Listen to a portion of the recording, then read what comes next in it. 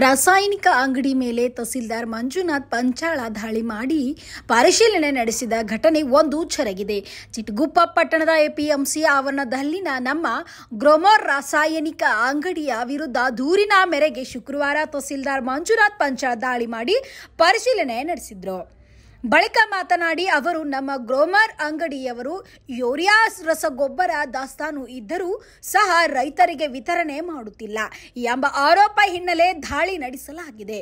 ಸುಮಾರು 140ಕ್ಕೂ ಅಧಿಕ ಚೀಲ ಯೂರಿಯಾ ಗೊಬ್ಬರ ಅಂಗಡಿಯಲ್ಲಿ ದಾಸ್ತಾನು ಇದ್ದರೂ ಸಹ ರೈತರಿಗೆ ನೀಡಿರಲಿಲ್ಲ. ಅಂಗಡಿ ಎದುರು ನೆರೆದಿದ್ದ ರೈತರಿಗೆ ಕೂಡಲೇ ಯೂರಿಯಾ ಗೊಬ್ಬರ ವಿತರಣೆ ಕೊಡುವ ನಮ್ಮಿಂದ ಮಾಡಿಸಲಾಯಿತು. ರೈತರಿಗೆ ತಾರತಮ್ಯ ಮಾಡುತ್ತಿರುವ ಈ ಅಂಗಡಿ ಮಾಲೀಕರ ಮೇಲೆ ಸೂಕ್ತ ಕ್ರಮ ಕೈಗೊಳ್ಳಬೇಕು ಎಂದು ಕೃಷಿ ಸಹಾಯಕ ನಿರ್ದೇಶಕರಿಗೆ ಸೂಚನೆ ನೀಡಲಾಗಿದೆ ಎಂದು ತಿಳಿಸಿದ್ದಾರೆ.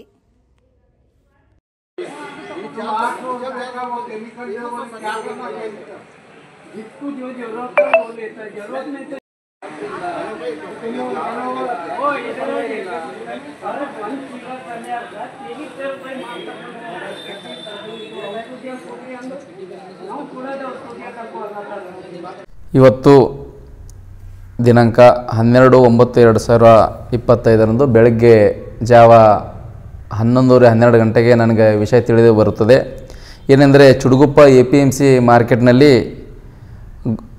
ಮಾರ್ಕೆಟ್ ಗ್ರೋಮರ್ ಏಜೆನ್ಸಿಯವರು ಒಂದು ಫರ್ಟಿಲೈಸರ್ ಶಾಪ್ ಇರುತ್ತೆ. ಅಲ್ಲಿ ಸುಮಾರು ಅವರಿಗೆ 250ರಿಂದ 300 ಪಾಕೆಟ್ ಯೂರಿಯಾ ಬಂದಿದ್ದರೂ ಕೂಡ ಇನ್ನೂ ಗೋದಾಮಿನಲ್ಲಿ ಸುಮಾರು 146 ಪಾಕೆಟ್ ಅವೈಲೇಬಲ್ ಇರುತ್ತೆ. ಇದ್ದರೂ ಸಹ ಆ ಒಂದು ಗ್ರೋಮರ್ ಶಾಪಿನ ಮಾಲೀಕರು, ಫರ್ಟಿಲೈಸರ್ ದುಕಾನ್ ಮಾಲೀಕರು ಅದು ಕೇವಲ ಒಂದು ವ್ಯಕ್ತಿಗೆ 30 ಪಾಕೆಟ್, ಒಬ್ಬರಿಗೆ 12, ಒಬ್ಬರು 8 ಈ ಥರ ಉಳ್ಳವರಿಗೆ ಅಥವಾ ಜೋರು ಧ್ವನಿ ಕೊಟ್ಟವರಿಗೆ ಆ ಥರ ಕೊಡುವ ವ್ಯಾಪಾರ ಆಗಿತ್ತು. ಆ ರೀತಿ ಕಂಪ್ಲೇಂಟ್ ಬಂದಿತ್ತು. ನಿಜವಾದ ರೈತ ಅಥವಾ ಹಳ್ಳಿಯಿಂದ ಬಂದಂಥ ನಿಜವಾದ ರೈತನಿಗೆ 1-2 ಪಾಕೆಟು ಸಹ ಕೊಡಲಾರದೆ ಆ ಥರ ವೇಟ್ ಮಾಡಿಸ್ತಾ ಇದ್ರು.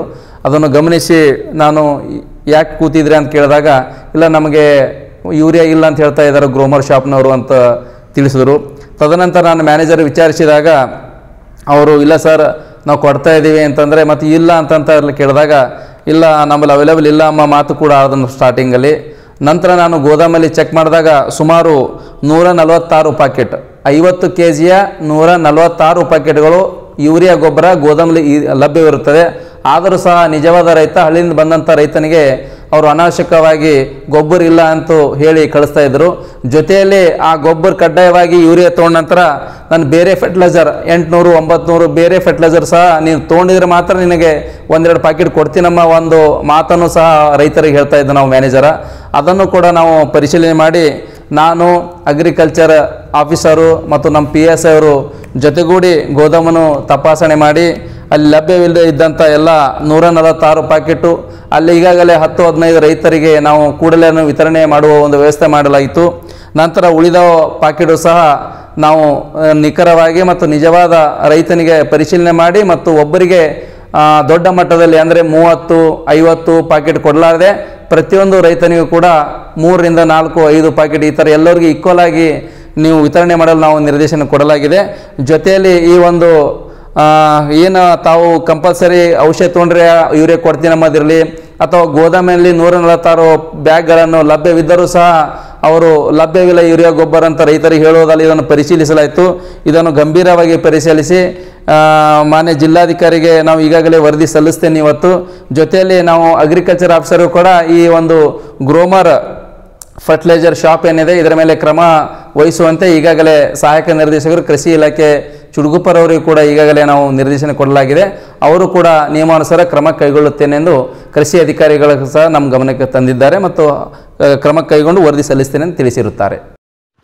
Thanks for watching. Read, discuss and debate with editor Dr. Yan Prashant Rao. Wanted reporters in print, digital and visual media for Bharat Vaibhav Daily Newspaper, BV News 5 Channel and BV Fast Web News from all the talukas of Karnataka, Goa and Maharashtra. If interested, send your resume to 9019229369.